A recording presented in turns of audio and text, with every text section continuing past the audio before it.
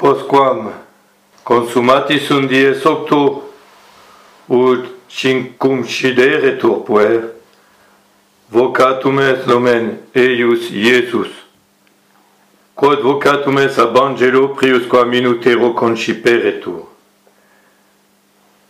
Après le 8e jour, l'enfant fut circoncis et il fut appelé de son propre nom Jésus, qui veut dire Dieu sauve, dont il fut nommé par l'ange lors de l'Annonciation, avant même qu'il soit conçu dans le sein de la très sainte Vierge. Au nom du Père et du Fils et du Saint-Esprit, ainsi soit-il. Comme dimanche, ça sera la fête du Saint-Nom de Jésus, on ne va donc pas s'attarder sur ce Saint-Nom aujourd'hui. De cet évangile, on va simplement noter avec saint Ambroise la symbolique du fait que la circoncision avait lieu le 8e jour. Comme il dit, le puer dont il est question, l'enfant dont il est question, c'est celui dont on chante dans l'introïte qu'un enfant nous a été donné par le Père, et qu'il est né pour nous, c'est-à-dire qu'il s'est lui-même donné pour nous, pour notre salut. Pourquoi le 8e jour? Eh bien, le dimanche, le dies Domini, le jour du Seigneur, est à la fois le premier jour de la semaine, celui de la création, mais il est aussi le lendemain du Shabbat d'ici-bas, ou du repos des corps avant la résurrection, et il est le 8e jour, le jour de la résurrection. Et donc, comme le fait remarquer saint Ambroise, la circoncision est le symbole de la purification, du détachement des biens de ce monde et de ce monde lui-même, puisqu'il s'agissait d'enlever un petit morceau de chair de l'enfant. Et donc cette purification pour nous, même si elle est déjà faite pour tout ce qui est de la tâche originelle par le saint baptême, dont la circoncision était la figure et la préparation, cette purification ne sera parfaite que au ciel. Et heureusement pour nous que, au sortir de cette vie, même en état de grâce, eh bien, nous pourrons être purifiés par les flammes du purgatoire, qui seront aussi les flammes de l'amour de Dieu et du désir de Dieu, avant de pouvoir être admis dans la pureté céleste. On peut insister aussi sur le fait que la circoncision n'était pas ce qui faisait que quelqu'un appartenait au peuple élu, elle n'en était que le signe. Et s'il en avait été autrement, si ça avait été une condition essentielle, eh bien la moitié des membres du peuple élu, à savoir les femmes, en auraient été exclus. Cela nous montrait déjà bien que c'était le signe de l'alliance avec Dieu. C'était un signe qui n'était pas facultatif pour ceux qui appartenaient à ce peuple ou qui voulaient venir s'y agréger à ce moment-là, de même que le baptême n'est pas facultatif non plus, mais ce n'était que le signe de l'alliance. Et pour mieux le montrer en son chapitre 4 de la lettre aux Romains, et pour mieux rabaisser, si on peut dire, l'orgueil de ses compatriotes israélites, saint Paul leur fait toucher du doigt, leur rappelle que, justement, ce n'est qu'un signe. Et il leur dit, Dieu a loué la foi d'Abraham. Et c'est ça qui lui a valu d'être appelé, ou plus exactement il a été appelé, et il a répondu à la grâce qu'il avait reçue de l'appel, de tout quitter, le pays où il habitait alors, ses parents, sa famille, et de partir là où Dieu allait l'appeler. Ça lui permettrait de se couper de tout ce contexte d'idolâtrie et de vivre en ce qui le concerne lui surtout et les premières générations de ses descendants comme des pèlerins sur la terre. Ils n'avaient encore pas de demeure fixe, ils montaient les tentes, ils laissaient brouter leurs troupeaux et quand il n'y avait plus ce qu'il fallait, ils partaient ailleurs, ils étaient comme des pèlerins. Mais il fait remarquer que Abraham a été appelé et il n'était pas encore circoncis. Il a donné sa confiance en Dieu, il a donc eu la foi infuse, et il y a répondu, il y a correspondu, et comme signe sensible, Dieu lui a demandé la circoncision. C'est pas l'inverse. Et comme il dit, c'est dans le prépuce, c'est-à-dire avant que le bout de chair soit coupé par la circoncision, que Abraham a été appelé. Et c'est pourquoi tous les descendants spirituels d'Abraham sont tous ceux qui imitent sa foi. Qu'ils aient été circoncis pendant tout un temps, quand cela a été demandé, ou qu'ils ne le soient plus et qu'ils soient désormais baptisés. Alors contre une erreur qui est revenue un petit peu parmi certains de ceux qui y voyaient clair, par l'intermédiaire de disciples du Père Finet, qui ont fait des dossiers par certains côtés de valeur pour démontrer la triste réalité de l'occupation des saints lieux et du Saint-Siège par des intrus. Mais le Père Finet est un prêtre américain qui prêchait la nécessité du baptême, et en cela il avait raison, mais il l'a prêché d'une manière tellement absolue qu'il ne voulait plus admettre le baptême de sang et le baptême de désir. Et ça c'était plutôt grave, puisque on a de glorieux martyrs qui n'ont pas eu le temps d'être baptisés et, comme l'a toujours dit l'Église, qui ont été baptisés dans leur propre sang. Ils étaient catéchumènes, ils étaient en préparation de recevoir le baptême, ou quelquefois, on le voit, c'était des bourreaux, ils étaient frappés, ça faisait déjà un moment qu'ils voyaient des chrétiens et des chrétiennes, des gens de tous âges, avec une force et une constance.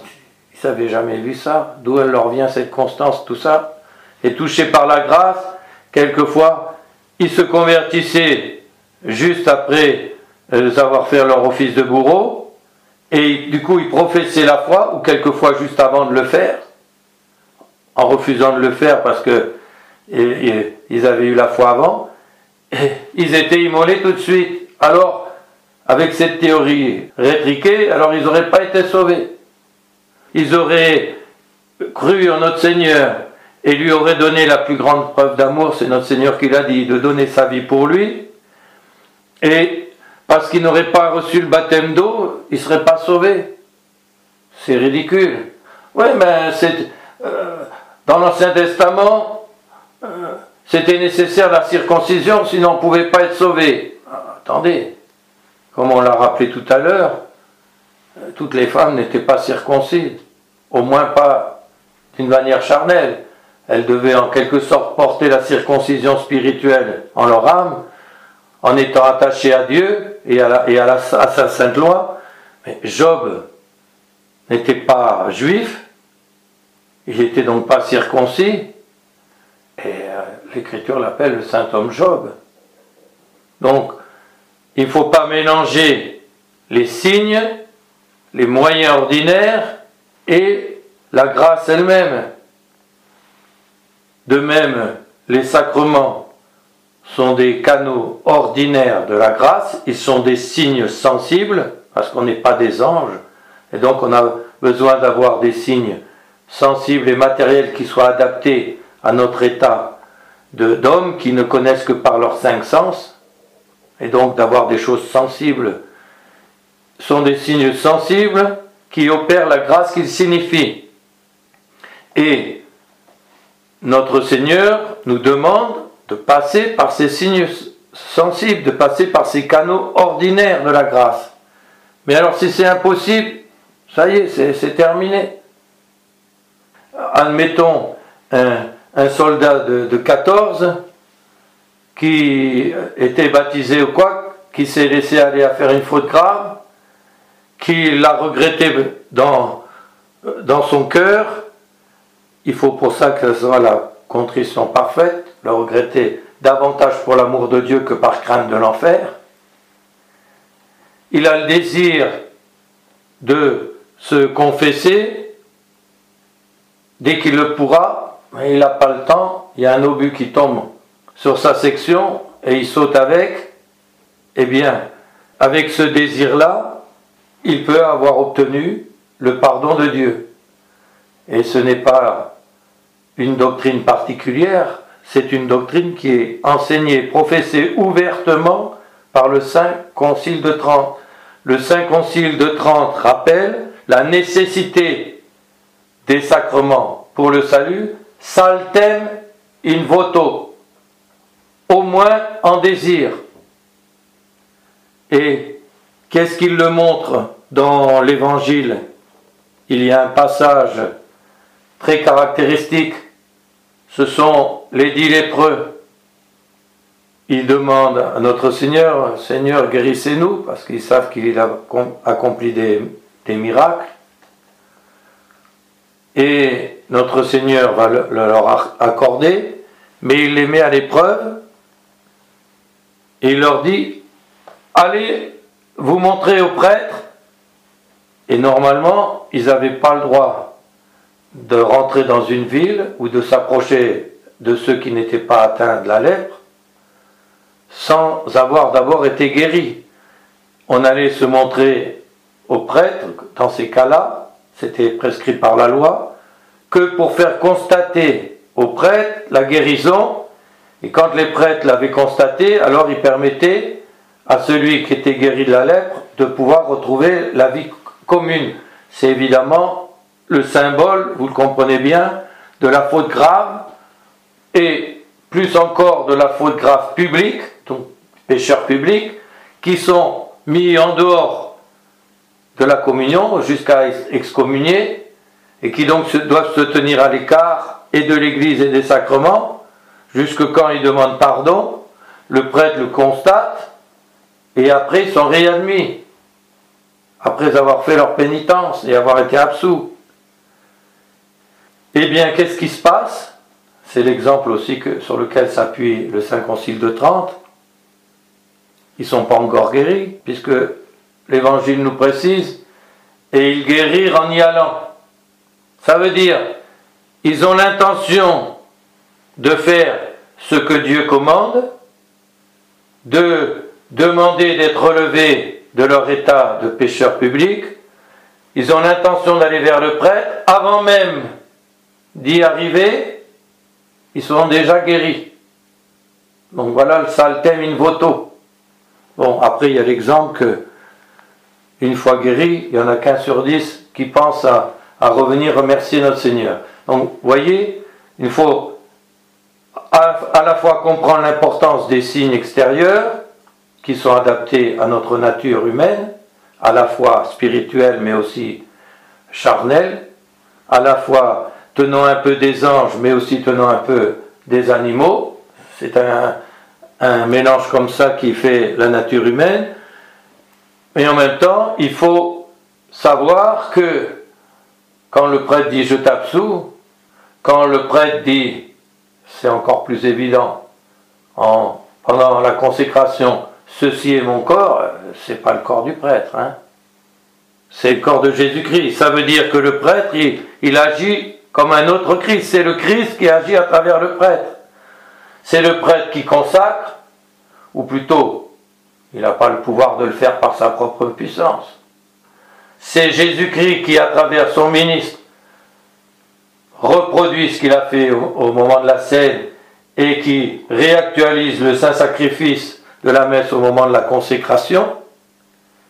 Et c'est lui aussi qui, je t'absous, c'est pas le prêtre humain qui absout, c'est le prêtre divin, mais il parle en son nom, et quelquefois le prêtre peut dire, le prêtre humain, je t'absous au nom du Père. Il n'a pas vu que vous aviez caché volontairement un péché mortel, mais Dieu, lui, l'a vu. Donc lui, il croit vous absoudre, mais le grand prêtre divin, lui, on ne le trompe pas, et lui, il n'absout pas. Si c'est oublié, c'est autre chose. Si on a oublié une faute grave, en ayant fait tout ce qu'il fallait pour bien se préparer, puis se rappeler, ça revient seulement après, on est déjà absous. Par contre, quand c'est une faute grave, pas pour les fautes vénielles, on sera tenu de la confesser à nouveau à la prochaine confession. Mais par contre, on est déjà absous. Mais si volontairement j'ai eu honte, oh non, celle-là, j'y arrive pas, je le retiens, alors le prêtre, il ne le sait pas, il croit que vous aviez tout avoué et tout ça, il croit reconnaître de bonnes dispositions, elles y sont peut-être en partie, mais pas suffisamment, il croit vous donner l'absolution, mais il ne la donne pas. C'est pareil, quelqu'un qui va s'adresser à un prêtre schismatique pour la confession, eh bien, si il ne sait pas que c'est un schismatique, etc., alors le bon Dieu, lui, il lit les pensées et les cœurs, et c'est lui qui va absoudre ou non. Mais ça ne sera pas fait par le pouvoir du prêtre, puisqu'il n'aura pas de juridiction, et donc il ne pourra pas absoudre validement.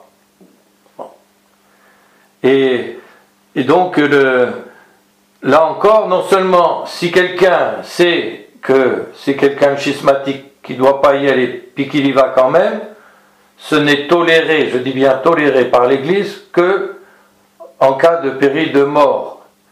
Et donc, là, l'Église le tolère. Bon, c'est une tolérance. Normalement, c'est une tolérance avec certaines conditions, à condition que ça ne fasse pas scandale, ni pour vous, ni pour autrui. Et donc, bon, en plus que vous ayez les dispositions requises, etc. Mais sinon, non seulement vous adressez à quelqu'un qui ne peut pas vous absoudre, mais vous faites une faute grave en y allant, parce que c'est une communication in sacris comme a catholicis. Bon, voilà. Et ces canaux ordinaires de la grâce, eh bien, quand on ne peut pas les avoir, quand en plus c'est par fidélité, je suis ambassadeur de France en Russie, malheureusement il y a tellement moins de prêtres et tout ça, qu'il ne peut pas y avoir un aumônier à l'ambassade, parce que normalement c'était le cas. J'ai que des prêtres schismatiques autour de moi, même s'ils ont été ordonnés validement, même si leurs rites et leurs consécrations sont valides ou autres, mais c'est des schismatiques, je ne peux pas m'adresser à eux. Bon, j'ai eu la faiblesse de fauter gravement, etc. Je demande pardon et autres. J'ai l'intention de, quand j'aurai un prêtre, par exemple, s'il y a un prêtre polonais qui vient par là, catholique, et que dès que je pourrai, je lui demanderai l'absolution, eh bien, si j'ai vraiment les dispositions requises, et là c'est par contre la contrition parfaite, et il faut la demander dans ces cas-là, eh bien je serai absous. Donc voilà pour ces choses à noter quant au signe et quant au canon ordinaire. Et c'est ce que dit notre Seigneur par les prophètes, je n'ai pas le bras raccourci. C'est Dieu qui se sert des sacrements. C'est Dieu qui les demande. Donc, si Dieu les demande, et puis qu'on se dit, moi, je fais comme un protestant, je prétends m'adresser directement à Dieu et tout ça, alors que j'ai la possibilité de passer par les sacrements, là non, ça ne va pas. Par contre, si je suis dans la situation de cet ambassadeur, et que je ne peux pas, ou dans notre triste situation actuelle, et que je ne peux pas, et que je résiste à la tentation d'aller auprès d'un ministre acatholique ou gravement compromis avec, eh bien, à ce moment-là, Dieu le sait et il n'a pas le bras raccourci pour absoudre. De la même façon, je ne peux pas recevoir le très saint sacrement de l'hostie parce que j'ai personne à côté où je puisse aller assister à la messe, etc. Mais j'ai encore la communion spirituelle.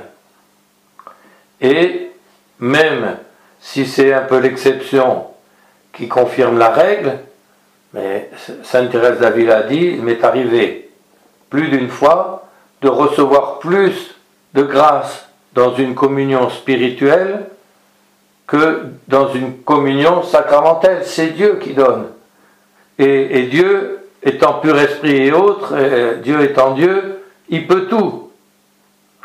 Sainte Angèle de Foligno disait, elle pouvait pourtant assister à la messe tous les jours, puisqu'elle était religieuse et puis qu'il y avait un aumônier, heureux temps, heureuse situation, elle avait tellement soif de notre Seigneur ou autre, si seulement je pouvais communier encore et encore. Et elle dit, oh que j'ai été heureuse quand mon confesseur à qui je confiais cette difficulté, ce désir inassouvi, m'a appris à faire la communion spirituelle. Et là, je peux la renouveler autant que je veux dans la journée. Voilà. Donc voici pour les canaux ordinaires de la grâce. Et puis, brièvement, sur l'épître, qui reprend celle de la messe de minuit, et qui est déjà très claire par elle-même. Des fois c'est plus compliqué, mais là c'est... La grâce de Dieu, notre Sauveur, est apparue à tous les êtres humains. Quelle est cette grâce de Dieu? C'est notre Seigneur lui-même, qui en quelque sorte qui est le pont entre Dieu et les hommes, et qui est le canal de toutes les grâces. Erudiensnos, nous apprenant à nous couper de l'impiété et des désirs séculiers, en sorte que nous vivions sobrement, pas dans la surabondance, etc., mais sobrement, justement.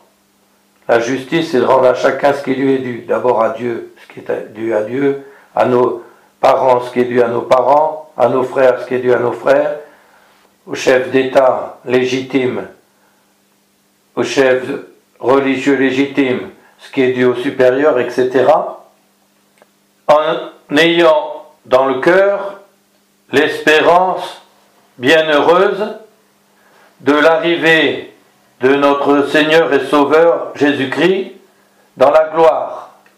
Car toute l'histoire maintenant est tournée vers le retour de notre Seigneur vers nous, et qui s'est lui-même donné pour nous racheter de toute iniquité, et se purifier un peuple parmi lesquels il puisse choisir les éléments les meilleurs pour reformer la congrégation des saints anges, l'assemblée des anges là-haut, pour remplacer tous les anges déçus qui sont tombés. Mais un des termes importants, c'est erudiensnos, nous apprenant. Et comment notre Seigneur nous a appris, c'est dit dans les premiers mots très puissants des Actes des Apôtres. Jesus shepit facere et docere. Jésus commença à faire d'abord et ensuite à enseigner. Oui, Dieu il nous donne des commandements, etc.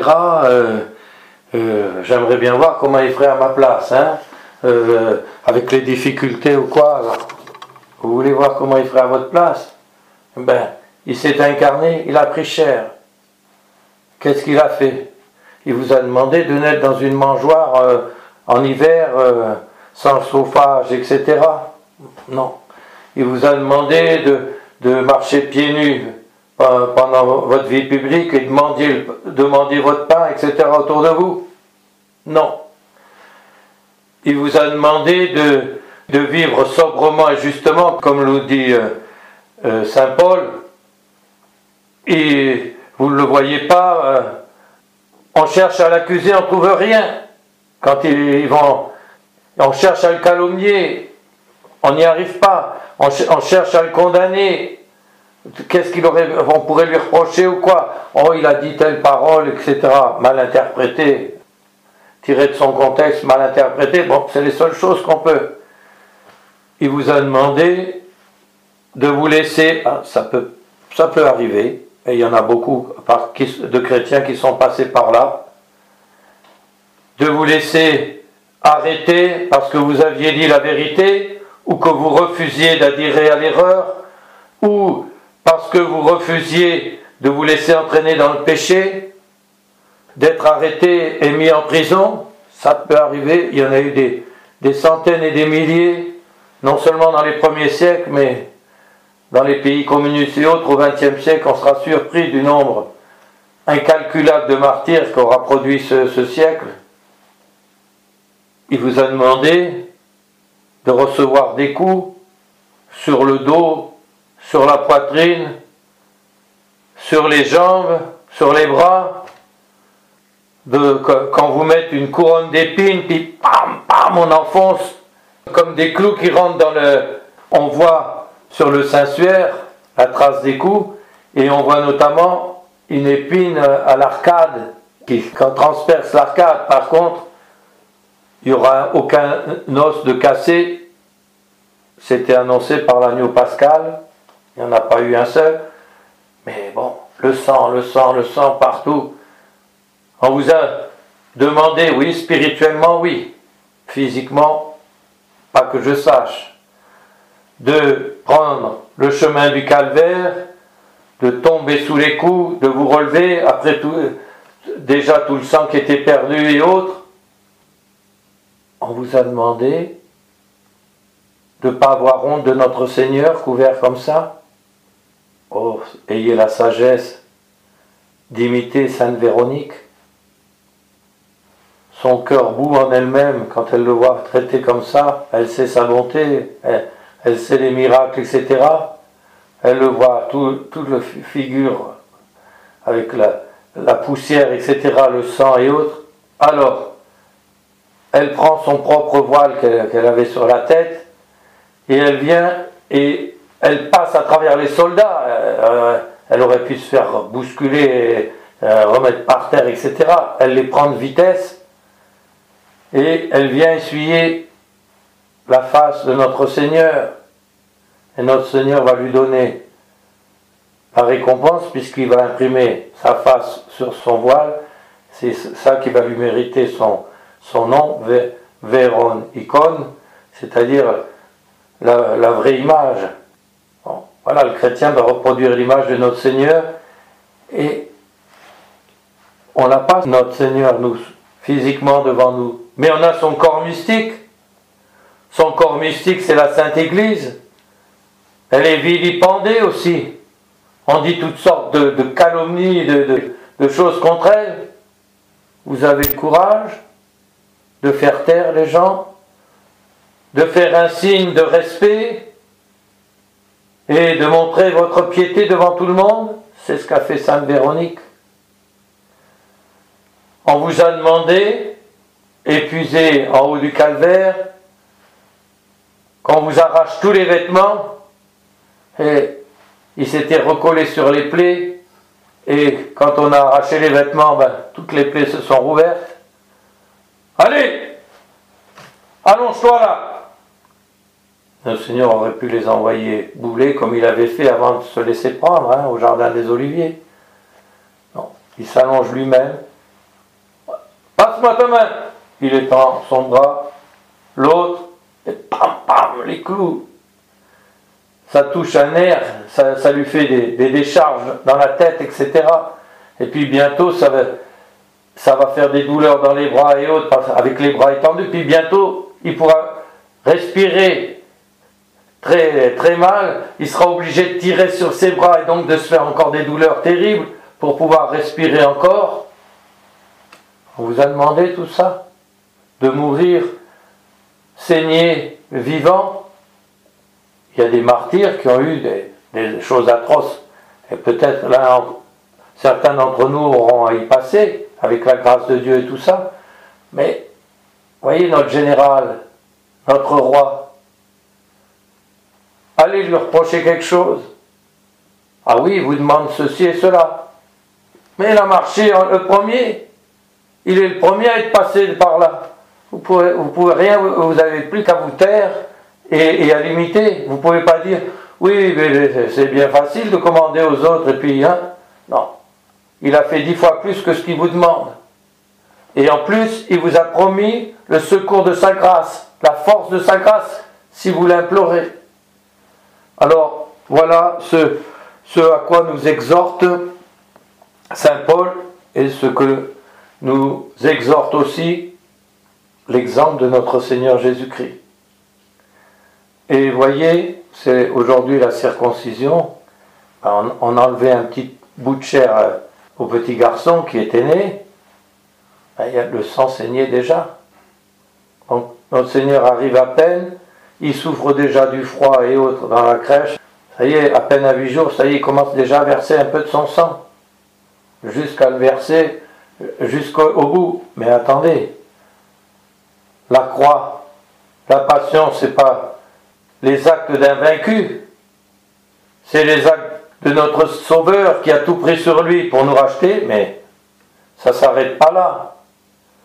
Vous pouvez avoir une vie difficile ici-bas ou autre, mais qu'est-ce que c'est par rapport, comme le dit Saint Paul, quel rapport entre les souffrances que nous pouvons avoir ici-bas et qui sont relativement réduites si vous comparez votre confort au confort des rois, même dans leur palais, tout ça autrefois, ben, vous en avez plus qu'eux dans un sens. Hein. Donc, qu'est-ce que c'est que nos souffrances d'ici-bas par rapport à la gloire et au bonheur qui nous vaudront l'union à notre Seigneur et la correspondance à sa volonté? Eh bien, voilà la grâce que nous devons demander à la très sainte Vierge Marie. C'est elle qui a présenté son petit pour que son sang commence à être versé. C'est elle qui était au pied de la croix, et c'est pas un hasard si le seul apôtre qui a réussi à avoir le courage d'être jusqu'au pied de la croix, c'était Saint Jean, qui aimait notre Seigneur en correspondance de l'affection qu'il sentait de notre Seigneur, et c'est aussi parce que il était soutenu par la très sainte Vierge Marie. Voilà, c'est toutes des leçons à retenir. Demandons à Notre-Dame, qui était aussi sur le chemin du Calvaire, qui a eu un spasme de douleur quand elle a eu l'échange de regard avec notre Seigneur, quand elle l'a vu de tout près, avec la face tuméfiée, la couronne d'épines et tout ça, dans plein effort. Elle a eu un spasme de douleur, donc elle est comme tombée inanimée quelque temps, mais dès qu'elle a repris, elle n'est pas restée là. Elle a suivi et elle s'est tenue au pied de la croix. Là, voyez, les autres, ils avaient comme, tout d'un coup comme honte ou comme peur, etc. Non, la Sainte Vierge, elle était prête à s'immoler avec son divin Fils. Et si elle ne s'est pas immolée, parce que Dieu ne l'a pas voulu, physiquement, un glaive de douleur a percé son âme, de compassion. Donc voilà tout le résumé de la vie chrétienne. Voilà l'exemple de la circoncision et voilà l'exemple de notre divin Sauveur. Il y a un livre que beaucoup de saints ont médité et surtout ont essayé de mettre en pratique, ça s'appelle l'imitation de Jésus-Christ. Et on lit dans la vie de Sainte Marguerite Marie qu'elle s'appliquait à imiter notre Seigneur dans tout ce qui était imitable pour elle, en son état et à son niveau et selon les circonstances de sa vie. Et c'est là qu'est le vrai bonheur.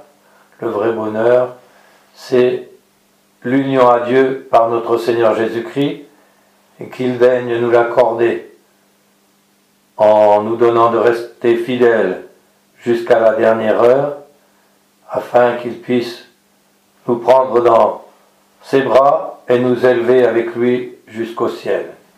Au nom du Père et du Fils et du Saint-Esprit, ainsi soit-il.